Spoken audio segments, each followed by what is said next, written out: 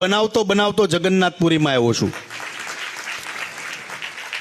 દક્ષિણ ગુજરાતમાં આદિવાસી વિસ્તારમાં એક સિણધઈ ગામ છે।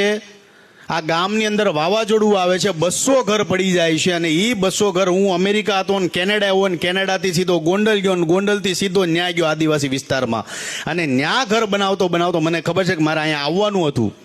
અહીંયા ઘર બનાવતો બનાવતો આવ્યો છું ને, કહેવાય છે ને ઠાકુરજીનું સેટિંગ હોય છે કે ભાઈ તમે કોઈ પણ વસ્તુ કરતા હો તો એમાં દાદાનો આશીર્વાદ હોય છે કે આ તારે જ કરવાનું છે।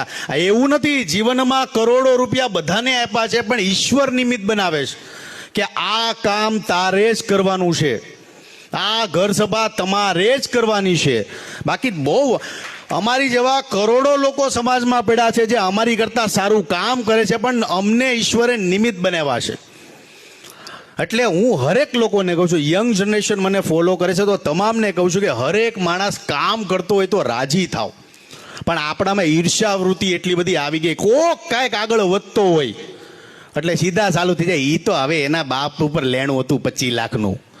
વખાણ ક્યારે જીવનમાં આપણે નથી કરતા। કોઈ આપણે એમ કે આ ફલાણો માણસ જોતો, નાનો એવો માણસ હીરા ઘસતો ઘસતો આજે બિલ્ડર બની ગયો, તે કે એ તો 2 નંબરનો હશે જ, આવા જો નહીં। આપણે વખાણ નથી કરતા, પણ તમે આવા સંતોના સ્ટેજ પર આવો છો તો તમને શીખવા મળે છે કે માણસની પ્રશંસા કરતા પણ